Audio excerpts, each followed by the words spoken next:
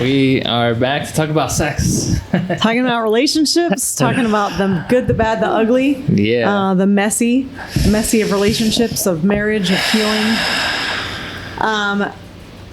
As Angel and I were starting today, we realized like maybe we need to go a little bit back to the beginning. And I know as a woman that I think there's some parallels between that postpartum season when we kind of were both saying like that's when things felt like it got really weird, and then even some of the perimenopause stuff. And when we say perimenopause, you guys, that can be from age 35 on. I know we think of menopause as being like in your 50s, and there's a lot of hormonal changes that are happening for women a lot sooner, but the initial beginning of some of the transition, it's not a fast transition. And so I think kind of the crux of the issue in both those seasons, whether it's the postpartum or the perimenopause stuff starting, is women don't understand what's going on with their own bodies. And so to then be like, well, just tell me what you need.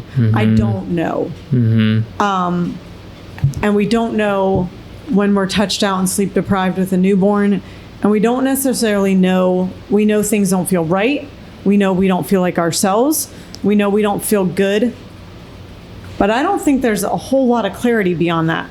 Well, no, and then what it sounds like to me too is like if you don't know, then like the men don't know, and we don't experience perimenopause and menopause, and that would go badly, and all the hormone changes. So like we completely like dismiss all of those things, and it quickly becomes something that for men take personally, or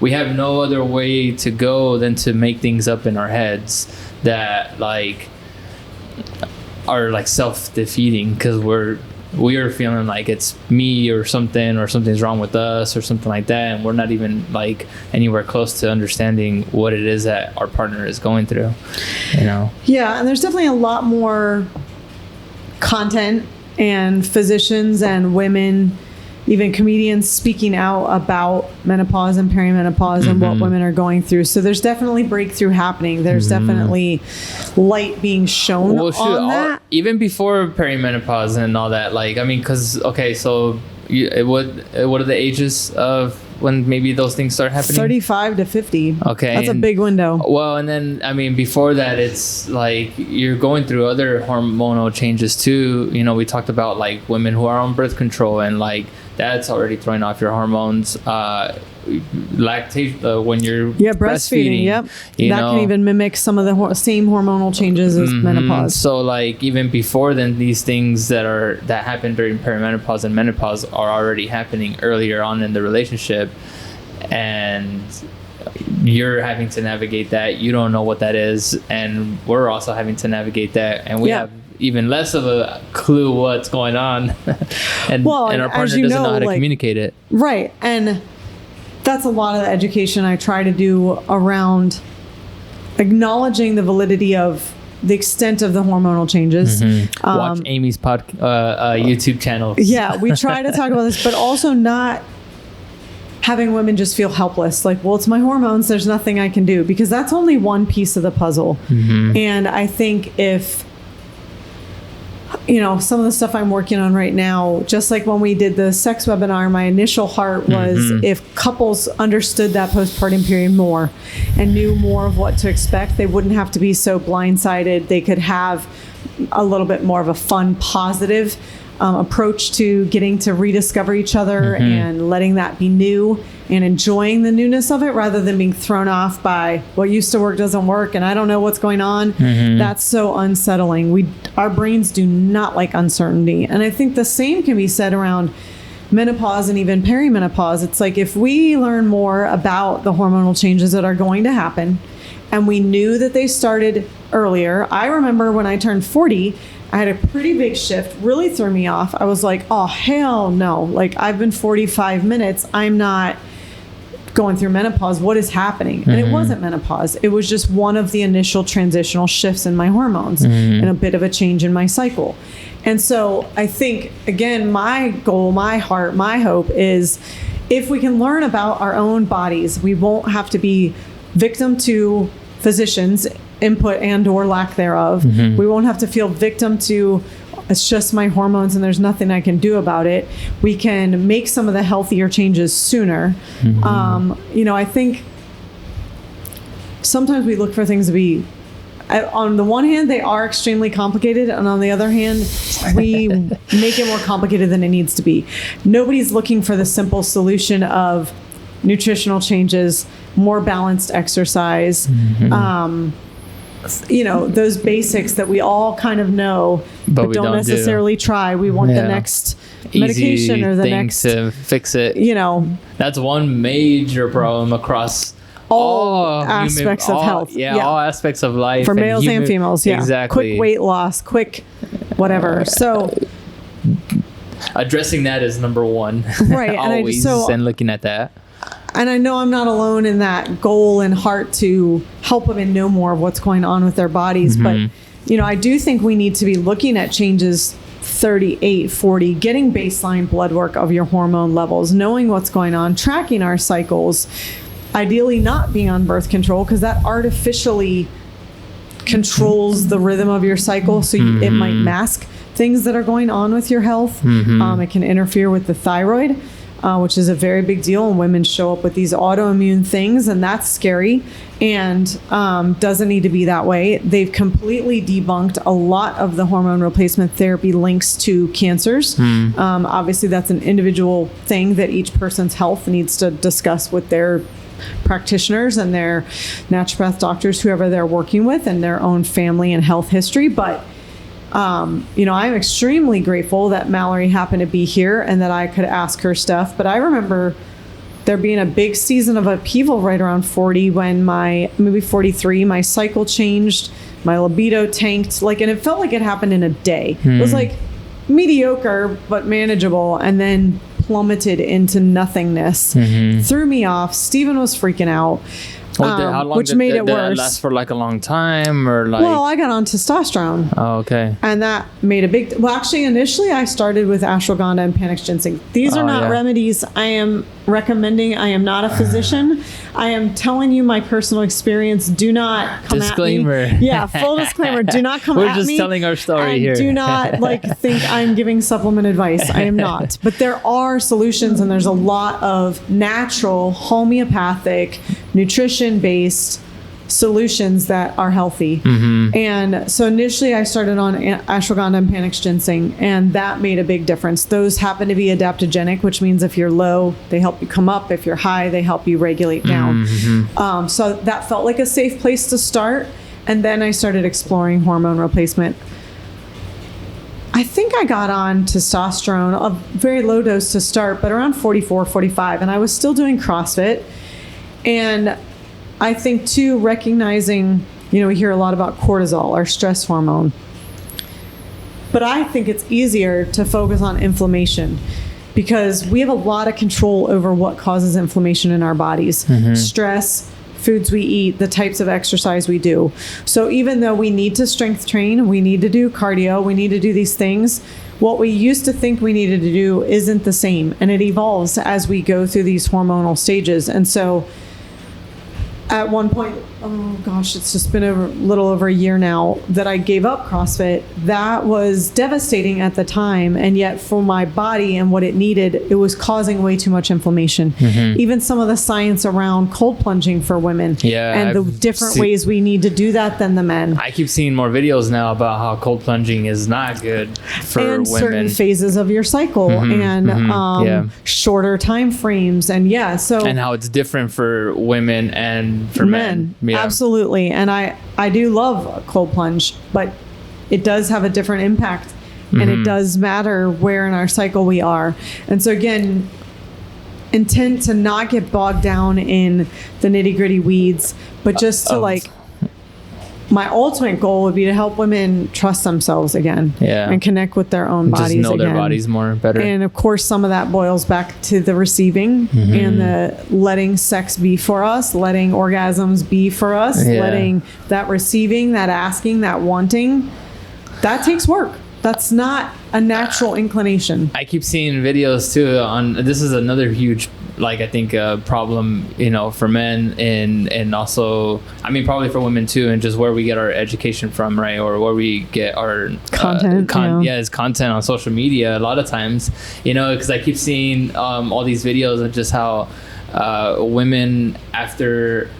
Like it'll be like a video or something about how like I thought I really wanted sex in my 30s, but like when I was in my 40s I was like more hornier than ever. And men are being shown content like that, and it's making them think that like, oh, my partner should want to have sex more, and so then it kind of is misleading for men. And that's also a very like generalization, right? I would think is that true? Like is there truth to like at a certain, when you're older, you're more hornier than you are that can happen for women later, and that's part of why we offer like the shockwave and I treat men and different things too, because women are finally like things are settling and they're feeling good. And another liberating piece about turning 40 is you absolutely run out of F's to give. It's glorious. And we stop caring so much about what other people think, and we start recognizing pressures and needs or whatever. No, that's not true. The pressures are still there. Well, you don't have like I mean, is there part of it like you don't have kids needing you all the time? That's part of it, but I think too more recognizing that we missed the boat by not starting with loving ourselves. Like, how can we receive love? How can we feel good in our bodies? How can we, if we don't choose that? I saw an amazing poetry thing this morning, and this woman's talking about being at a coffee shop, and she's just minding her business, and a woman comes up to her and is saying really horrible things about, oh, you don't even have a ring on your finger. Like, how old are you, sis? And you've been doing poetry 20 years and like you're not on some big stage in New York or Nashville or something. And everybody in the audience is listening to this poet thinking, what a bee, who would speak to a stranger that way and all these things, right? She flips the poem around at the end, and she's talking to herself. That's her subconscious. Those are her inner demons. And the way we speak to ourselves is appalling. And not even always on a conscious level. We don't always know or consciously hear that voice of, what are you even doing with your life? Or how are you even showing up? All the things, right? And so it was such a powerful reminder of what that healing journey can and should look like. And of course, like, how much can I let Stephen in if I'm saying all these horrible things to myself? Or if I look in the mirror and I'm judging and criticizing and hating, how much can I let him call me beautiful and have that resonate? That. Right. Receive it, resonate it, have it impact me the way he intends for it to impact me. I think that was a big part of Nettie's journey too. In the beginning was like her not even allowing me in. Because of her. And that also stemmed from her relationship, prior relationships, and her relationship with her dad. Absolutely. And I mean, I grew up without my biological father. Stepdad entered my life when I was 12. Not an age you necessarily want one or are open to that. Thankfully, an amazing man who I now have and have had since 16. 12 to 16 was a bit rough, but have a beautiful relationship with. Couldn't possibly be more grateful that he's in our lives and that my kids have a grandpa and all those things. But that was not without its own daddy wounds, right? And like, that's a huge area there too to highlight on both, from both partners. Is like, is there a mother wound? Is there a father? I mean, you talked a lot last time about your mother wound, like right? The mother wound impact, and how that played into my relationship, still plays into my relationship with my wife, and then her father wounds and how her father wounds have, which hopefully she can come on so that she can talk about her father wounds, and we're doing it, she can highlight those things. But that was also a huge contributing thing that I feel like I saw, but then because I saw it, it's not my work to do, so it was also kind of like frustrating for me to feel like I'm being treated this way, even though I feel like I saw like it kind of clearly what was happening or why, but I can't be the one to be like, hey, well, you have this like she's got to see that for herself. Yeah. Which she, for the most part, I feel like she sees it, and I think she's still in that process of healing that wound with her father, with her dad. Because I think it still does prevent her from fully receiving from a man, me, her husband. Yeah. Because what other man is she dealing with? It's only me, right? I'm the only one that's gonna show her that or be the mirror for those things. But I think that when you were talking about earlier with I feel like the first point of coming to an understanding, like for both the man and the woman, for both partners, is that understanding of what females go through, because it becomes almost like a place of for both of us, right? Like we are just in this state of not knowing or confusion, but then it can easily turn into for the man, it can easily turn into things like being angry or resentment because you're not wanting to have sex, but you're just not understanding what's going on with your body. It's not that you don't desire your partner, it's just that things are happening. Yeah, right. For sure. Things are happening in your body. Well, there's also been a trend in content. I don't know if you've seen these, where there's some men posting, which I love to see, about their wife's cycle and during her period, bring her chocolates and do the hot bath, and during the luteal phase, plan a surprise date, and some of those things. And I think those are insightful. And again, I would say women should start with knowing their own cycle and knowing their own trends in their health. So many people are getting on with these Whoop bands and the Oura Ring and even the Apple stuff. And I think that's valuable to know your own trends and be aware of those things. I'm sure for a lot of guys that feels super high maintenance and a lot to do throughout the month. But again, marriage is hard work and relationships are hard work. And I'm sure it could be easy to start to feel like, well, what's she going to do for me just because I don't have a cycle? What about my needs all month long? I think that's part of the softening more to be done from the man to I think being able to navigate that with her. And the leaning in, right? Leaning in, as a wife, I know, I keep saying this, I'm going to do it one of these days. I know Stephen would absolutely be over the moon, even if it's only for the 90 seconds before it's back on the floor, if I bothered to put on some lingerie. That's something that I don't give anything about. Doesn't matter to me. It doesn't necessarily feel amazing. It doesn't make me, sometimes ladies, we put on high heels and it makes you feel, there is our thing. That doesn't necessarily do it for me, but because I know it does it for him, that does something for me. See, that right there, you're right. That does wonders. Right. Something simple, that right? effort would go so far with him, just like the understanding around some chocolate or the understanding around extra space or a surprise meal, whatever those things go a long way both ways, right? And that's something that you choose. That's a decision. That's not a natural inclination to be selfless, loving, giving, extra. That's a decision to say, I'm going to choose to show Stephen, even something just saying I could walk in the door tonight. He's off shift today. I could walk in the door tonight and say, thank you for something I know. He took care of some stuff that annoys me with the bank and trying to get passports for the kids. When he handles those kinds of tasks, it takes so much off my mental load.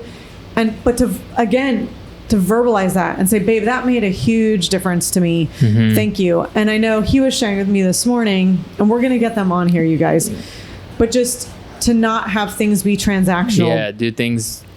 But yet, because you're a great husband and because you're a great wife. Know it would be meaningful. Yeah. But not, I'm going to do this and then she'll be so happy we have sex tonight. Yeah, exactly. And it's hard to not have motives, right? Everybody's probably guilty of that. Yeah, of course. Every man is. I have women too. Women, it's different. We're not trying to get sex. Yeah, that's what I mean. You're not trying to get sex. Yeah, but still the transactional, right? I'm going to do this, and then maybe he'll actually get a hint and do the dishes. Oh, okay. So it's different, but it's still a transactional For us, mindset. It's always if I do this, it's going to equal sex. Yeah.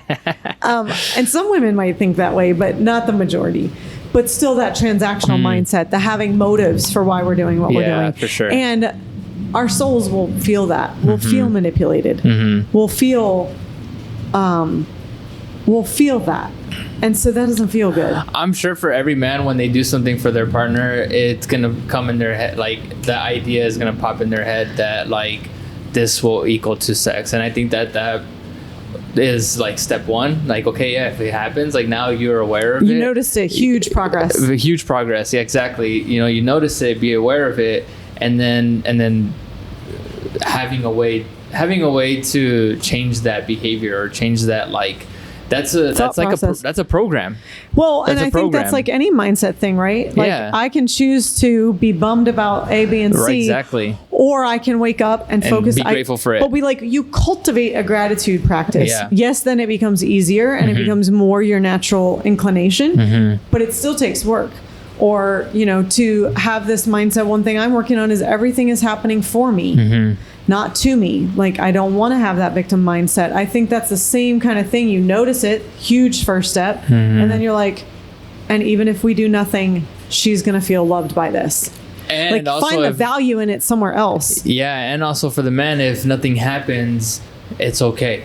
And tell yourself, I'm okay. I think, again, our nervous systems have needs, but you probably want to the man wants to act on their desire. Like, even some of those things we were looking at before we started filming, like the nervous system, we want that hit of, you hear about these hits from social media and our phones and being online so much, the dopamine, the serotonin, the oxytocin, getting those hits. Otherwise, you can get a hit by doing a random act of kindness for someone else. You can even look at your act for your wife in that way. You will get a dopamine hit, but it takes changing how you perceive that action. It takes conscious thought on the joy of doing something for someone else. You will get a hit. It just won't be that ulterior motive, the semen release. Which we talked about, and we're getting into more, is actually depleting. Like, enjoy that. Well, if we don't, I get to hold more of my own power and creativity for other uses. Yeah, absolutely. But I think it's so important to talk about the changes in brain chemistry around porn, or even some of the hypersexualized content that's not even necessarily porn. But women are still... Come on, guys. Do not make that distinction. That's not the technicality you want to hang your relationship on, and your sexuality and owning your own masculinity. And now we've heard, like, toxic masculinity, toxic femininity, toxic positivity. Like, okay, let's just slow it down. What is the difference between toxic masculinity and healthy masculinity? And I think anything we consciously choose for our own selves and the betterment of our own selves is where the healthiest thing comes from. Then how can I choose something healthy with my partner and for my partner? It's got to start with our own healing. Like you said, we can't heal each other's father-mother wounds. We can't heal each other's childhood abandonment or first relationship issues. We have to do that work for ourselves. But I think understanding compassion goes a long way both ways. I think recognizing that most likely your woman doesn't even fully understand what's going on either. And Steven's gotten way better, and I've gotten way better. This is another huge piece that started with me. I have a lot of masculine traits and driving, striving, business owner energy. I had to learn how to be gentle with myself. Does that prevent you from receiving?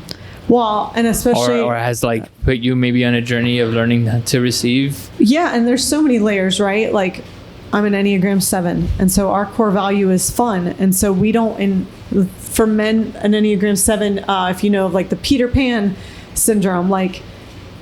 We want fun and we jump to the next thing. It's been a very long journey for me to learn to handle all of my emotions in an appreciative way, to learn to appreciate grief, to learn to allow myself tears.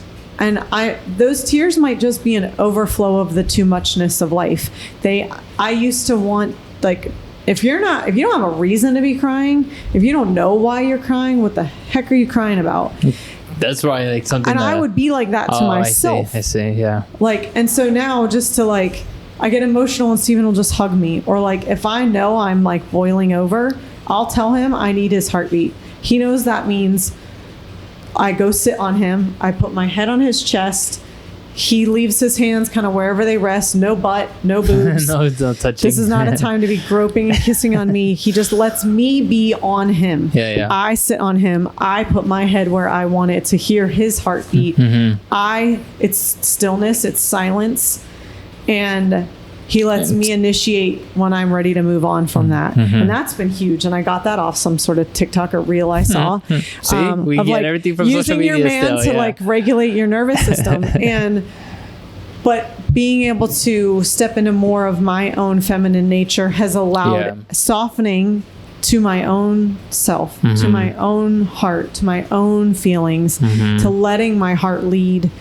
That's an inner work I had to do. None of that was unhealthy from anything he did to me. Definitely not consciously. And it wasn't anything like from my hormones either. It was my life. It was my journey. It was my personality. It was my inclinations. But all of that softening work I've done towards myself, including all the way down to literally having to visualize my heart. And Kate will laugh if she listens to this, because it was in a somatic session with her. I was like, I can't even get to the backside. I'm like, it's a gray wall. It's stone. And eventually I was able to I'm like, it's green. It's broccoli. It's not broccoli. That's weird. Why is broccoli in my heart? Like this whole weird journey. And it's moss. And so I'll still use that imagery of soft green moss when I feel myself hardening, when I feel myself bracing. Because it's an old pattern. And it's deep. It's so deep and it's so old. It's like 2-3 years old, guys. Like when I was 2 or 3 years old. The origins of that pattern. And so, but the more, where I'm going with that tangent, the more I've softened to myself, the more I've shifted into leading from my heart to being in flow, to being more of that soft feminine water. That's another image I drop into when I'm struggling.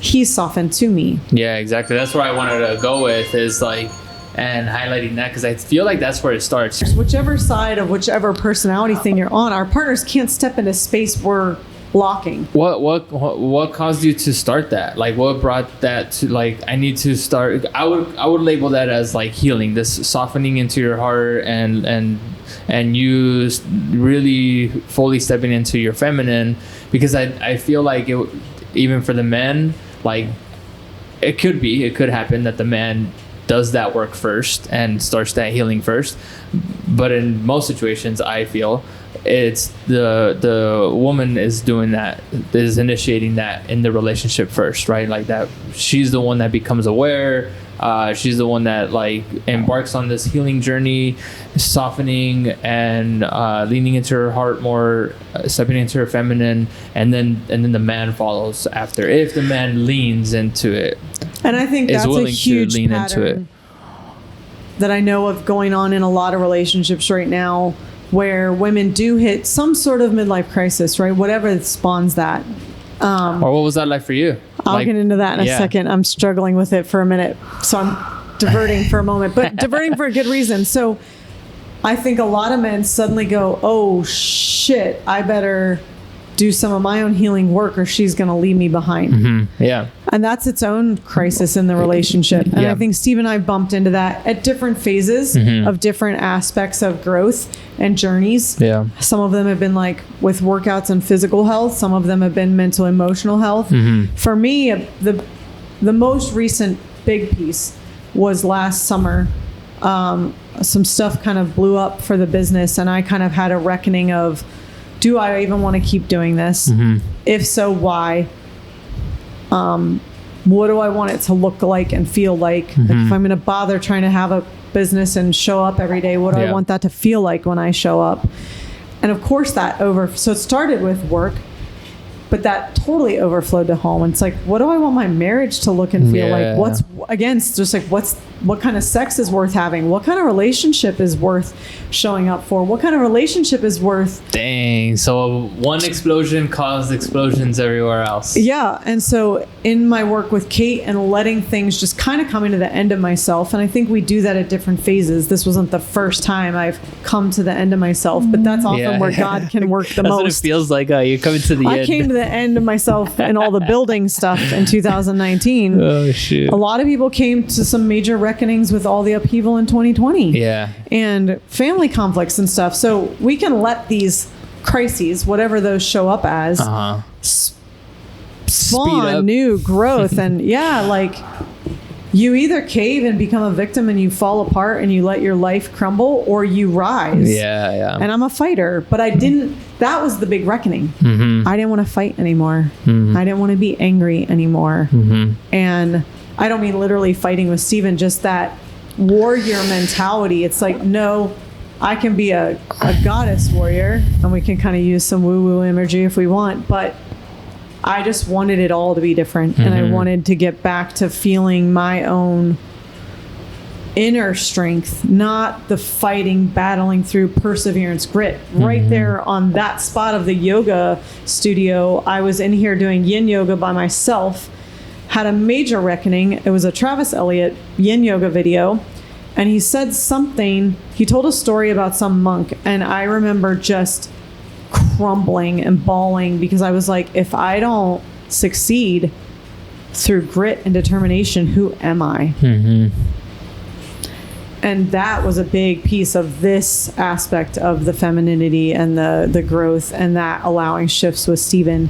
And even this morning I got emotional about something and I didn't even know why. And he just hugged me and I didn't explain and I didn't brace, and I just let him hold me for a second, and it passed. And I said, I can't cry, I have mascara on. Yeah, like, I'm filming today. Nettie would say the same thing. Yeah. I never wear mascara, but today. So just, it was a crisis of like, this isn't what I want my life to feel like. This isn't how I want to show up anymore. Yeah. And then do you feel like, because again, it's like, okay, you start or initiate like that process of healing. Do you feel like Steven has followed you into that, or is he still kind of figuring that out? Because that's the other part. He's definitely still figuring it out. There was a little bit of I don't want to say I gave him an ultimatum, because that sounds horrible and we shouldn't do that in relationships, but there was a point of like, I got pretty angry and I said, how can you possibly think you're the only person that doesn't? I've been seeing different types of healers and counselors almost my whole life. He's never been the one. How do you think you're the only person that doesn't have shit to heal? Like, this is a train you need to get on. I will leave it to you to figure out. Like, I'm not saying you have to see Kate. I'm not saying you have to see a certain kind of counselor or a certain kind of healing work, but you got to do something if we're going to keep growing and moving forward together. So there was that conversation that kind of happened, and I'd love to let him share how he feels about that conversation. We were taking a walk around our neighborhood. That's funny, because that came to us too, but it was like both of us. It was almost like with both of us. You both gave each other that same ultimatum almost? Yeah. Okay, that's interesting. That was super interesting, because I was fed up and like she was fed up, and I felt like I felt like I was right. She felt like she was right. And then we both had to just like melt into each other and like figure that out. And there was a lot of truths to be said before that happened. But yeah, it was interesting for us how it was like both of us were coming to each other with like an ultimatum, both feeling like we're right. Like, I wasn't gonna be able to give her what she needs and meet her needs, and me feeling like she was not going to be able to meet my needs. And so then that was like a really tricky, weird, unique situation. We're not taught any emotional intelligence in our culture. We're not taught much about the nervous system. There's a lot about both of those things coming out more now, thank the Lord, and thank goodness for a lot of Brene Brown's work. And Atlas of the Heart's an amazing resource tool for broadening. Last time you even said you didn't even have words or language to put to. So that Atlas of the Heart's literally a dictionary of feelings and emotions. Dang. And to find, she goes into like the difference between envy and jealousy. Yeah. Because they are very different. And that's just one example that popped to mind. But like, we need new language to share and to communicate and to connect. And I think that, which a lot of go ahead. Well, if we could embrace these crises, because, and again, I'm thinking of some other friends that I know who have some stuff blowing up in their marriages right now. And it is a situation where like, there's certain things I'm not willing to show up for that anymore. I'm not willing to allow that to be the mediocrity we settle for. I'm not, and again, that's partly 40s, that's partly whatever reckoning. I think when you're saying like some women come to this thing and the men either like keep up or they get left blows behind. Up. Yeah. But I think that if we could embrace, like you said, there were some hard truths, and you shared last time, you said some really horrible things to Nettie, and you have to deal with the repercussions of that. But like, and these reckonings can lead to such massive breakthrough, and nothing else will. Yeah. Stephen and I could just keep coasting with an okay marriage and decent sex and our kids, or we can say no more to this and no more to this and no more to this and build something better together. Exactly. Yeah. I feel like find more of like an ideal place in your relationship. Cause I feel like we definitely I can say are more satisfied, in our relationship, in how we handle conversations and how we handle conflict now. Like conflict is still kind of a little bit tricky, but not tricky, but like I know that we still have to be very mindful of not doing things that we used to do before. It's hard. That's why I need the imagery. That's why I go to the moss. That's why I have a fountain in my office, like the flowing water, the mantras of like, I am held, I am supported. I don't have to force my way through these things all the time anymore. Yeah, you can quickly go back to like old habits. Like just yesterday, we were having, kind of like this little conflict for the healing tree, and it felt like it got pretty tense, but then at the end of it, like I still had to remind myself like that to not hold this like grudge after, like not to like keep the punishment going. And I noticed it, like I noticed my thoughts beginning to spiral, and I had to kind of remind myself that like, hey, it's all good. Okay, this worked up these emotions inside of you, and it's all good. Like this is like healthy conflict resolution. Healthy conflict. And at the end of it, I was able to go to my wife, give her a kiss. I love you. I'm grateful for you. I'm grateful to have these conversations with you. Like that we get to figure these things out together and not continue the anger. And it being okay to not agree. Yeah, and that too. Yeah, we don't have to. I heard something recently that is my new life mission. I am done compromising. I will collaborate. Compromising creates a lose-lose. And we're taught to compromise. I see that. Because you're giving up something that you still don't want to. Right. Ultimately, you're both just acquiescing. You're settling. It's like, no, you're still not. You're going this way. Like, no, let's go this way. I like that. No, let's collaborate and build something better. I like that. So that's definitely something I want to stick to, because compromise, you're both giving up something you really wanted. And it's like, no, not everybody gets to have their way all the time, but it doesn't have to be compromised. You can collaborate. Like, okay, how are we going to create this situation, or how are we going to handle these finances? I want this. You want this. We probably don't have the money for either one. Never mind both. Like, how are we going to build the future we want together? How do we prioritize? Maybe it's this now and then this later, or we do this instead of, we do a $300 option instead of a $1,200, whatever, right? Yeah.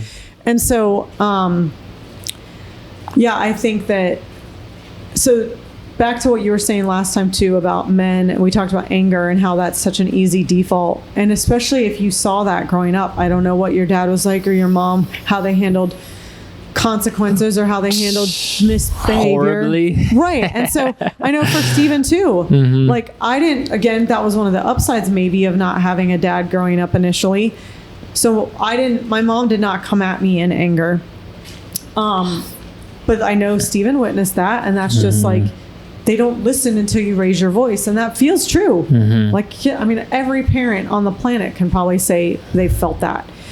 Not every parent necessarily struggles with that as their default method of handling things, but I know that's something he's wrestling with and working on, to allow other emotions besides anger. I know I've slowed down. I'm like Mach 10. I have stopped both at work and at home, not rushing to respond so much. Because usually, especially if I didn't know how I felt about it or I didn't know the answer, I would react instead of respond. And that's never a good option. And so definitely not the best option. And so just slowing down and being like, I'm going to need to think about this. We're going to have to talk about this later. Trevor and I did that this week. He was pressing me on something. I was like, but I can't get into this with you right now. I was like, we're going to need to talk about that together later. And he said, okay. Yeah. That's also, I feel like, a good tool to pause before responding or reacting. I used to want to like settle it, handle it. No, we're going to talk about it. Yeah. And it's like, that's not, I can't show up as my best self in that moment. Yeah, I can be like that sometimes too. And I think it's more of like an anxiety of wanting to figure it out now, so that I don't have to like keep sitting with it. You know, it's 100% that. I don't like sitting with anything. Yeah, exactly. Yeah. So I think, and that goes back to just like emotions, right? Like I wrote down some of the pain points or like that I feel like men go through is the emotions, like not knowing how to process emotions, not know how to like do what to do with them or like how to feel them. And then also too, I blanked for what was the other thing, but I think it was just mainly processing your emotions and understanding, right? Like I think when we started this here in this conversation, like understanding women and what they go through, right? Like just having more compassion, compassion and empathy for women, and just knowledge and awareness around what women go through. Yeah. And I mean, I don't like perpetuating the whole PMS or women are crazy. It's like, again, understanding our own emotions and being allowed to be emotional without being hysterical. That word hysterical and hysteria is literally where the phrase hysterectomy came from. Back in early years of medicine, men literally thought the uterus was the source of women's hysteria, and so removing that would remove the hysteria. That is a huge part of where hysterectomy history was born out of. And to some degree, they're not 1,000% wrong. I mean, the uterus isn't what drives the endocrine system, the pituitary gland, and there's a lot more to it. But the more we don't seek to understand and create better health around what's going on in our bodies and how much different the female body is and female needs nutritionally, medically, all the things, the more that dynamic plays out of like, oh, is it your crazy time a month? No, I am not here for that shit. Like that is not okay. And no, like, definitely not. There's a validity there's a validity to hormonal swings, but it doesn't mean all emotions and feelings are invalid during that time. Don't say that to your wife. Yeah, do not say that. Do not say, is it your time of the month? Or anything about Don't say that to your siblings. Do not say anything about being crazy. So, and a lot of things that you talk about, like it's like to help women. Do women want to have sex? Like that's like a big question. Do women ever want to have sex? Because that to me is still something that like, I can't wait until my wife wants to have sex with me.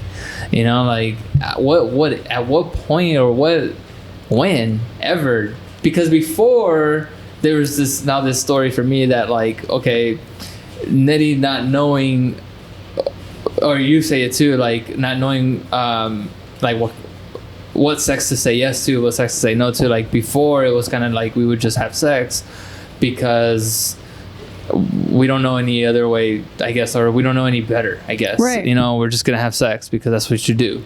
Well, we were talking before we got on camera about the quickies versus the And the more almost never, I'm not going to say never, almost never does a vaginal penetration, standard intercourse, quickie do anything for a woman. However, I know Stephen and I had a very blatant conversation one time around. I said, I need you to be okay. And like, we were navigating the whole, is my yes, yes, and is my no, no, and what's that look like?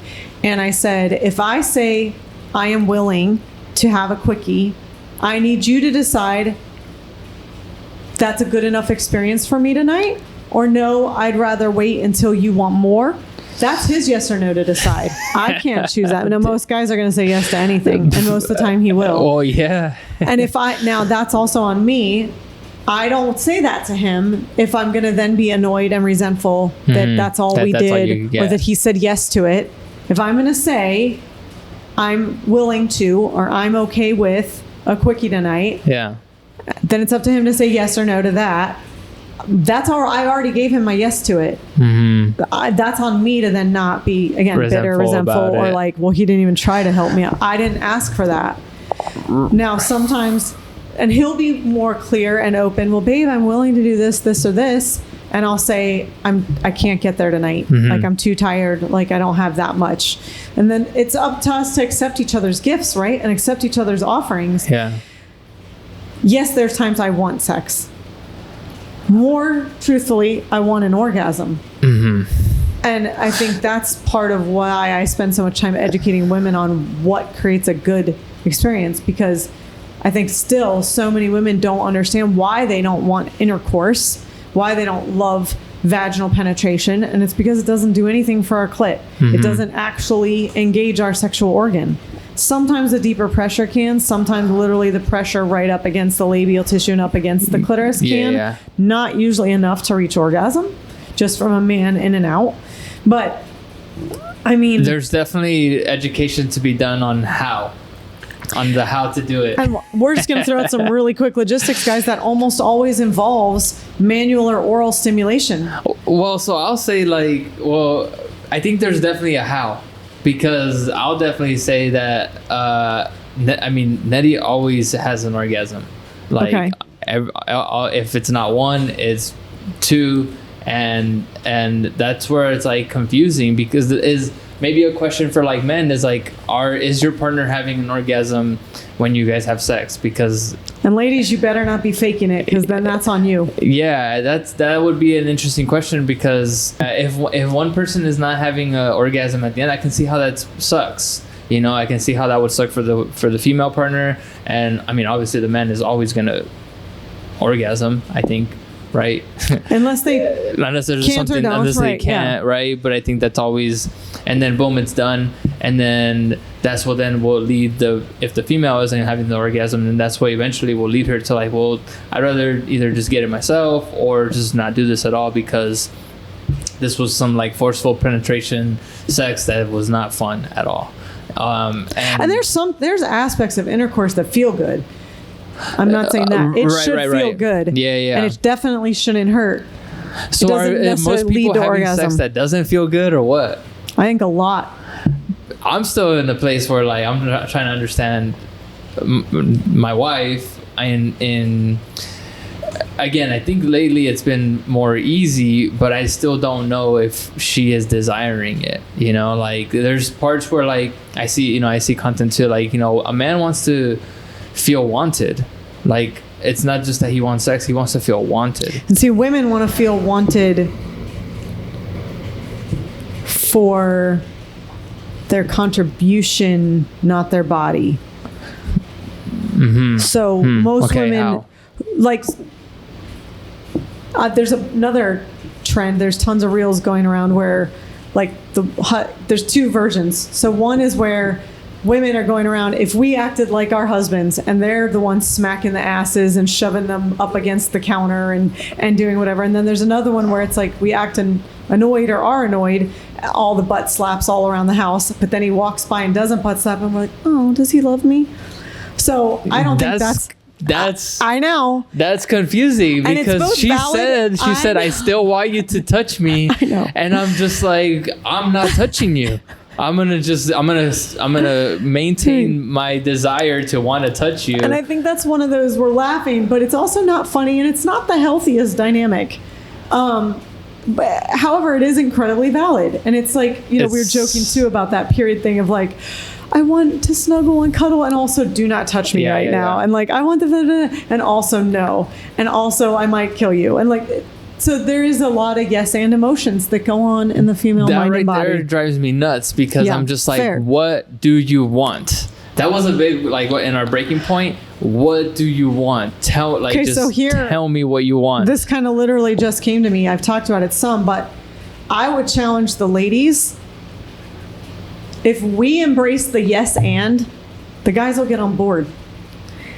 So, and what I mean by that is, I want the snuggles, and then I want some time to myself. And I'm allowed to want both those things. Yeah. Mm-hmm. I don't think we think much about what we want.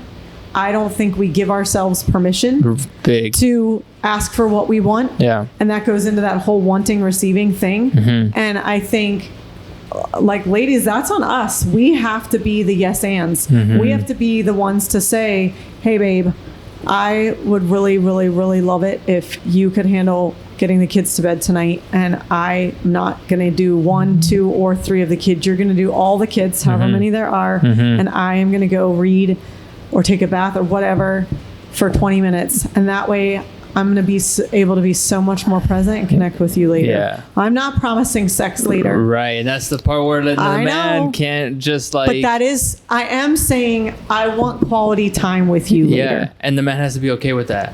Like, if it doesn't lead to sex. Well, because then there's conversations around what's quality time mean to you. What quality time means to me and what quality time means to Steven are very different, I'm sure. What physical touch intimacy, I enjoy. Like, we joke now, but like, I've shared this tip with people too. It's like, if I say to him, I need a hug for me, he knows, again, no boobs, no butt. It is he wraps me up in a everything is right with the world hug. Mm-hmm. And I noticed he is making more of an effort to give me those hugs even when I don't ask for them. Then he'll go to the butt or the boobs. I'm learning that too, and I think it also is just kind of like, I don't have to. Right. It's not like I don't have to soothe myself or whatever. What is that? What is that? Without grabbing her ass. Yeah. What is that about? I don't know. For men. Well, it's those things of like, what are we willing to do for each other? When he's on shift, sometimes he'll call me or he'll FaceTime me. He wants me to flash him. He does. That's the reality of the situation. Sometimes I do. Sometimes I don't. See, but that's cool because I think that like little things like that will do wonders for a man. Well, we're just we're watering each other's seeds, right? Like, we're just giving each other what we need. Yeah. And letting it be fun and silly. I think sometimes playful. When there's conflict, playful, yes, because when there's conflict, it's so hard not to take everything seriously. It's so hard for it to not feel like, well, what did that mean? What does she mean by that? What does he mean by that? What's that? Where's that leading? And it's like, no, just be silly. I think that is an example of like how you can fill each other's cup, each other's cup, but for a man, like, how to fill that cup is like, or like the desire for like, sexuality or whatever, to fill that cup in like little playful things like that too. Because when all you have to offer is sex, and that's the only way that you're filling that intimacy cup is with sex, then that's all the man learns to go for. Well, that was one of my pain points with Steven. I asked him. He still hasn't given me an amazing answer. We're still working on it. But I asked him, what are ways that I can make you feel valued, loved, and appreciated besides that? So what are ways that we can connect? Because sometimes if we went to bed with nothing, then I was like, you didn't even like say goodnight to me. You knew nothing was happening. You just went to bed. That's kind of fucked up. Yeah. And that did not feel good to me. Totally. And that doesn't make me want to lean in more. Big time. That makes me want to pull back more. Yeah. So having those conversations around, babe, like, if we're not, like, I guess thanks that you're okay we're not. Like, I don't know if that's really a thank you situation, but I would still like a hug or a kiss or some snuggles. And so, again, that conversation around how can we connect without that if I'm not there? Like, how else can I make you feel seen, loved, acknowledged, valued? Some people use that king-queen thing. I don't necessarily love that language. I don't know if that's a upbringing thing for me. I don't know what my hiccup around that is, but I do still think it's a valid like we all know what that means, right? The elevation, right? Yeah. So like, I still think it can be helpful for me to think of like, how can I make Steven feel like a king. the king of our house and the king of our relationship?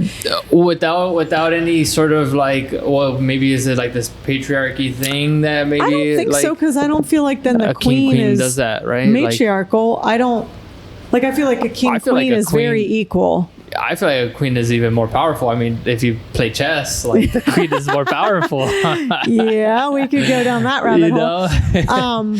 And how can we both make each other feel like a king and a queen? Right. You know, and then I think about that a lot too. Like I think about that and how like kings and queens were like, you know, way back in the medieval days. It's like, it's the ultimate power couple, right? And the ultimate, where I was going, like we were switching, I forgot to come back to it.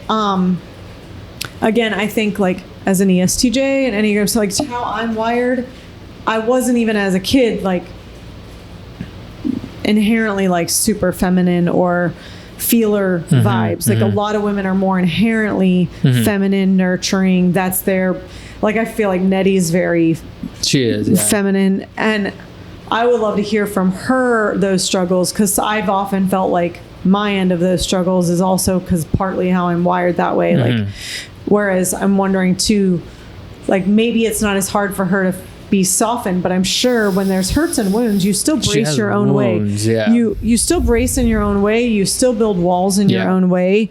And so, I really want to dive into those conversations more. Yeah, absolutely. And we will. We're going to, guys. I think next time. We're going to figure out a time and a place. Yeah, let's make it happen. All right. So. All right, guys, we got to get questions from you. Yes. We'll post up some of the session 1, session 2, and get some questions from you guys of what things you want us to dive into relationship-wise, intimacy-wise, sex, all the things. Yeah, so thank you so much for listening. Yep, we appreciate you. Watch Amy's channel, Men, so that you can learn more about then you might women. know some other questions with stuff that doesn't make sense or stuff that gives you an aha moment. And on this journey to having... What are we on the journey on to learning more about sex and having more understanding around sex and intimacy in your relationship? I guess, like, I just think the being able to show up whole and healed, again, that collaboration, like that. Yeah. Again, what's worth showing up for, not just in sex, but in a relationship? What's worth showing up? What do I want my kids to build because of what we've built? What kind of relationship do you want them to have? My kids are both dating pretty seriously right now.